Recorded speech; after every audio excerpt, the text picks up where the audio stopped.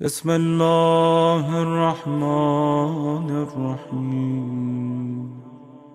یقیناً کیا اجر و ثواب ہے شہزادی کونین کی معرفت کے بعد میں صرف ایک حدیث سرکار ختم یہ مرتبہ احمد مجتبیٰ محمد مصطفیٰ صلی اللہ علیہ وآلہ وسلم فرماتے ہیں کہ جو مجھ پر اور اے بیٹی سیدہ فاطمہ تجھ پر 3 دن تک سلام پیش کرے، اس میں کوئی شک نہیں کہ ہر معصوم کے مقام کو الگ انداز سے بیان کیا گیا، لیکن اس میں بھی کوئی شک نہیں کہ خدا نے صنف مرد میں 1,24,000 انبیاء بھیجے اور صنف مرد میں 13 معصومین کو پروردگار عالم نے اپنی حجتیں قرار دیا۔ صنف خواتین میں ایک ہی فاطمہ، کائنات کی واحد خاتون جو شکم مادر میں ماں سے کلام کرتی ہو، کائنات کی واحد خاتون کہ جس کے وجود مقدس کو پیغمبر سونگھتے ہوں تو جنت کی خوشبو آپ کے مشام تک پہنچتی ہو۔ سوچئے گا کہ جس کی خوشبو پیغمبر کے لیے نشاط کا ذریعہ ہو، اس کی مجلس میں شرکت کیا مومنین کے لیے ثواب کا ذریعہ نہ ہوگی؟ فرماتے 3 دن تک اگر کوئی شخص مجھ پر اور اے بیٹی فاطمہ زہرا تجھ پر سلام کرے تو خداوند عالم اس کے گناہوں کو بخش دیتا ہے۔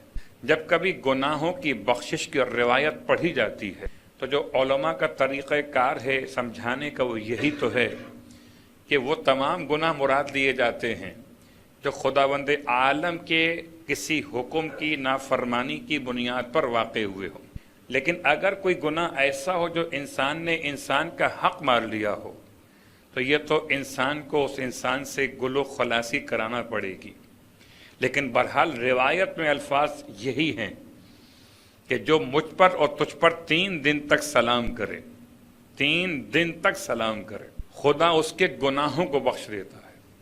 اور خالی گناہ بخشے نہیں جاتے بلکہ خدا اسے جنت میں اس مقام پر رکھے گا۔ بہت غور کیجیے گا، شاید آپ محسوس کر سکتے ہوں کہ ہر کسی علاقے میں کیٹیگریز ہوتی ہیں رہائش کی، کہ یہ طرح پوش افراد یہاں پر رہتے ہیں، جو درجہ اولیٰ کے لوگ یہاں پر رہتے ہیں، درجہ متوسط میڈیم کلاس کے لوگ یہاں پر رہتے ہیں، یا پور حضرات غریب لوگ یہاں پر رہتے ہیں۔ تو جنت میں بھی کوئی کیٹیگریز ہیں یا نہیں ہیں؟ اس میں تو کوئی شک نہیں کہ نہ جہنم سب کا برابر ہے اور نہ جنت سب کی برابر ہے۔ جہنم بھی مختلف ہے اور جنت بھی مختلف ہے۔ جیسے دنیا میں فرق یہ ہے کہ انسان دنیا میں رہائش اختیار کرتا ہے اپنی مالی حیثیت کے اعتبار سے، اور جنت میں رہائش اختیار کرے گا اپنی اعمالی حیثیت کے اعتبار سے۔ جیسے عمل ویسے جنت کا بلند ترین مقام۔ اور یہ تو آپ جانتے کہ حضرت موسیٰ ابن عمران علیہ السلام کے زمانے میں ایک نوجوان کو اس کی ماں نے دعا دی تھی۔ پورا واقعہ آپ کے علم میں خالی دعا مراد بھائی کیا دعا دی تھی؟ جب وہ نوجوان اپنی ماں کی خدمت کرتا تھا، اگر کوئی انسان اپنی ماں کی خدمت کرے تو ماں کی بہترین دعا کیا ہو سکتی ہے؟ میں حیران ہوتا ہوں یہ روایت پڑھتے ہوئے کہ کیا کوئی گاؤں دیہات کی عورت، کیا کوئی انتہائی بوڑھی وجود رکھنے والی عورت کیا اس مقام پر آ سکتی ہے کہ اتنی بڑی دعا اپنے بیٹے کو دے؟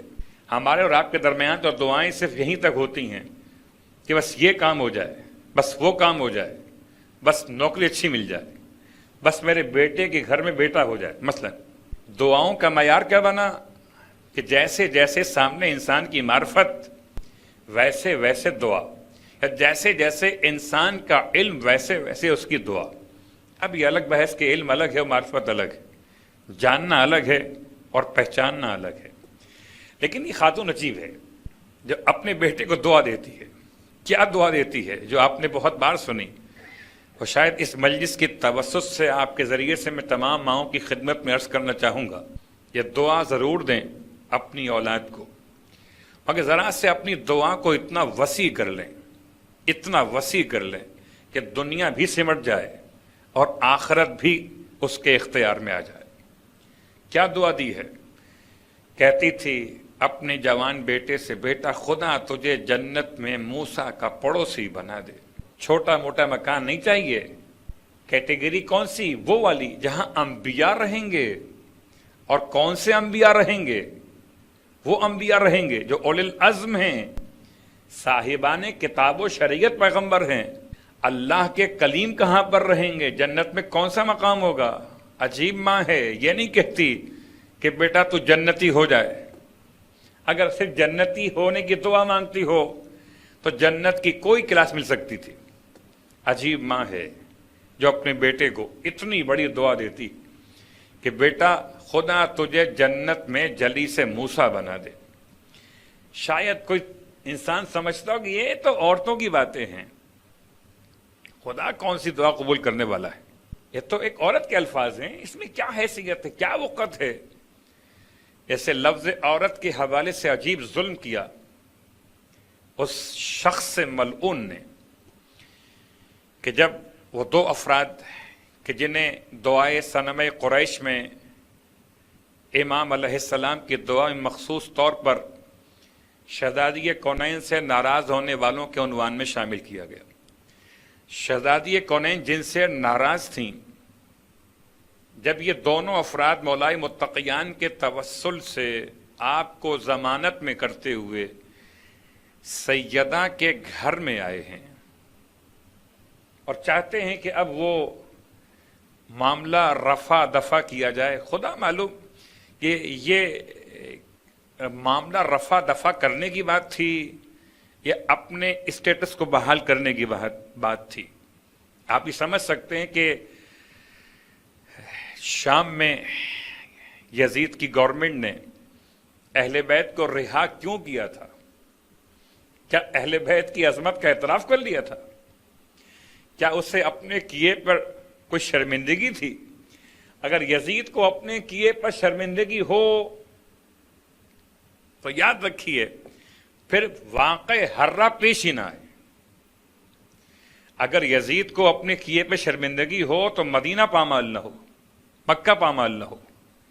लेकिन करबला के बाद मक्का भी पामाल किया गया और मदीना भी पामाल किया गया। इसका मतलब कि यजीद को अपने किए पर शर्मिंदगी कोई नहीं है, बल्कि हालात को कंट्रोल करने के लिए, मुखालिफत और इनकलाब को रोकने के लिए यजीद ने, एक उर्दू का मुहावरा है कि खिसियानी बिल्ली खंबा नोचे, तो उसने उस माना में अहले बैत को रिहा किया था कि ये यहाँ से जाएंगे तो कम अज़ कम मेरी गवर्नमेंट में, मेरे इस कैपिटल में कुछ मुखालफत कम होगी मेरे हवाले से और इनकी हिमायत कम होगी। बस लिखा मौरखीन ने कि शाम में बाकायदा एहतजाज शुरू हो चुके थे उस ज़माने में, जबकि अहले बैत अत्हार अभी वहाँ ज़िंदान शाम में मुक़य्यद थे।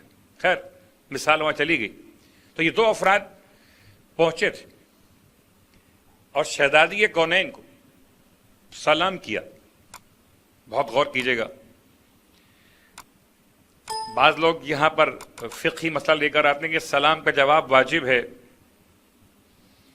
लेकिन जहाँ तक रवायत मैंने पढ़ी है, अपने तालिब इल्म की हैसियत में बात कर रहा हूँ, कि शहज़ादी कौनैन ने जवाब नहीं दिया। शहज़ादी कौनैन ने जवाब सलाम नहीं दिया। और जिस पर फातिमा की सलामती की दुआ ना हो, उस पर कोई सलामती की दुआ मांगता रहे तो मांगता रहे, उसकी दुआ की कोई हैसियत नहीं है। सारी दुनिया उनको सलामती की दुआ दे तो दे, वो दुनिया जाने और दुआ जाने। जिससे फातिमा सलामती की दुआ न दें, न वो दुनिया में सलामत है और न आखिरत में सलामत है। और जब आपने सलाम का जवाब नहीं दिया, शायद ये कैसे मुमकिन है कि सैयदा किसी को सलाम का जवाब न दें। सुन्नत रसूल ख़त्मी मरतबा सल्लल्लाहु अलैहि वसल्लम मौजूद है। ये भी सुन्नत का हिस्सा है। अल्लाह का रसूल की बेटी रसूल का हिस्सा हैं। कोई तो ऐसा मकाम आया होगा जब पैगंबर ने किसी के सलाम का जवाब न दिया। अगर पैगंबर ने हर एक के सलाम का जवाब दिया होता, हर कस और नाकस के, तो कसम बखुदा सैयदा भी सलाम का जवाब देती। कोई सीरत मौजूद थी बीबी की निगाहों में, मुझे याद हो न हो, आपको याद हो कि न हो, मगर جو جزو رسالت مآب ہیں ان کو یاد تھی، اور ہمیں اور آپ کو بھی یاد ہے۔ کون سا واقعہ؟ اشارہ کرتے ہوئے، جب یہ نجران کے عیسائی علماء آئے تھے مدینہ منورہ، اور ایک کانسیپٹ ان کے ذہن میں تھا کہ وہ تاجدار مدینہ، تاج دار مدینہ یعنی مدینے کا بادشاہ، تو بادشاہ کا مطلب ہے صاحب تخت و تاج۔ تو اس اعتبار سے نجران کے عیسائی علماء نے اپنی ڈریسنگ کی اور تیار ہوئے اسی انداز سے جیسے بادشاہوں کے پاس لوگ حاضر ہوا کرتے تھے، اور اس ڈریسنگ کے ساتھ جب مدینے پہنچے، اور مدینے پہنچنے کے بعد اللہ کے رسول کی بارگاہ مقدس میں آئے، تو اللہ کے رسول نے ان کے سلام کا جواب نہیں دیا، اپنے منہ کو موڑ لیا۔ بہت غور کیجئے گا، کبھی دائیں موڑ لیا، سمجھے شاید کہ پیغمبر نے سنا نہیں ہے، وہ گھوم کر دائیں آ گئے، یہاں سلام کیا کر، آپ نے یہاں سے یوں منہ موڑ لیا، وہ گھوم کر یہاں پر آ گئے، پھر سلام کیا۔ جیسے اللہ کے رسول کی نگاہوں میں یہ افراد ناقابل سلام تھے، ایسے سیدہ کی نگاہ میں یہ دو افراد ناقابل سلام تھے۔ سنت رسول پہ عمل کیا، سیدہ نے جو کچھ کیا، کسی کو معاف نہیں کیا، کسی کے سلام کا جواب نہیں دیا، تو سنت رسول پر عمل کیا، حرف بحرف۔ قسم بخدا ممکن نہیں ہے کہ سنت رسول اور ہو، سنت فاطمہ اور۔ صلوات پڑھے محمد و آل محمد، ممکن نہیں۔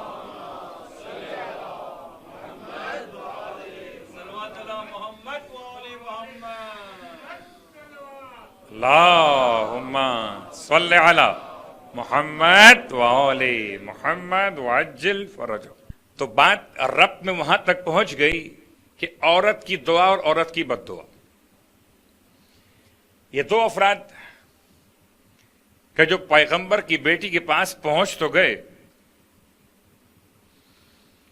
اور سلام بھی کرتے، لیکن شہزادی نے سلام کا جواب نہیں دیا، اور پھر خاص جملہ جب یہ کہتے ہیں کہ ہم آئے ہیں معاذرت کے لیے، جہاں تک روایت میں نے پڑھی ہے کہ الفاظ معاذرت کے انہوں نے استعمال نہیں کیے۔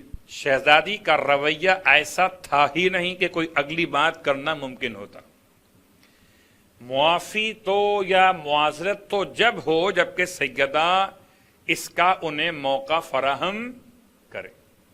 جب سلام کا جواب ہی نہیں دیا، بہت غور کیجئے گا، جب سیدہ کا رویہ ایسا ہو تو رویہ علی ابن ابی طالب کیا ایسا ہو سکتا ہے کہ جیسا یہ سمجھتے ہیں مولا اور ان افراد کے بارے میں۔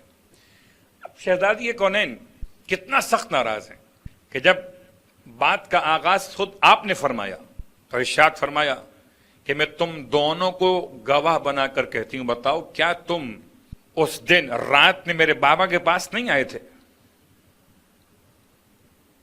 کہا جی آئے تھے۔ کیا تمہیں یاد نہیں ہے کہ میرے بابا نے کیا فرمایا تھا؟ فاطمہ تو بضعۃ منی فمن آذاہا فقط آذانی۔ کیا تمہیں یاد نہیں ہے؟ شہزادی کونین کا کلمہ حق کہنا، دربار میں الگ، بستر پہ الگ، دربار کا ماحول الگ، گھر کا ماحول الگ۔ کیا تمہیں یاد نہیں ہے کہ تم دونوں آئے تھے؟ رات کا وقت تھا، میرے بابا کے پاس آئے تھے۔ جی یاد ہے۔ اور کیا یہ یاد نہیں ہے کہ بابا نے فرمایا تھا فاطمہ میرا ٹکڑا ہیں؟ قسم بخدا فضائل کے باب تو بہت زیادہ ہیں، ٹکڑے بدن نہیں، ٹکڑے وجود ختمی مرتبت، وجود اور ہے بدن اور ہے۔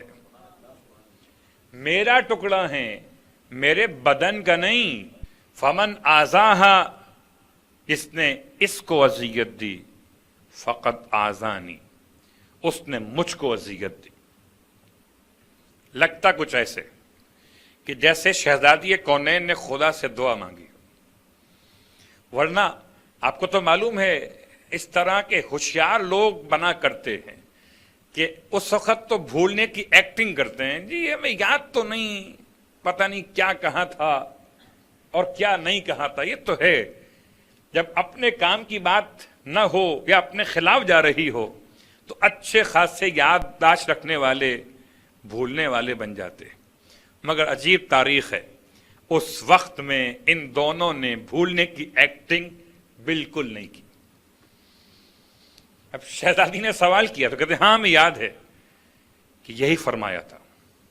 جیسے ہی ان دونوں افراد نے قبول کیا، عجیب جملہ ہے، میں نے کیوں کہا کہ شہزادی نے دعا مانگی ہوگی، کہ شہزادی نے شکر خدا ادا کیا. جیسے ہی ان دونوں نے قبول کیا کہ ہاں ہمیں یاد ہے یہ جملے پیغمبر نے ارشاد فرمائے تھے، تو فرمایا شکر خدا، سپاس گزاری خدا کہ تمہیں یاد ہے. تو اب سب کو گواہ بنا کر کہتی، جتنے لوگ یہاں موجود، آپ فرماتے کہ میں تم دونوں سے ناراض جا رہی ہوں،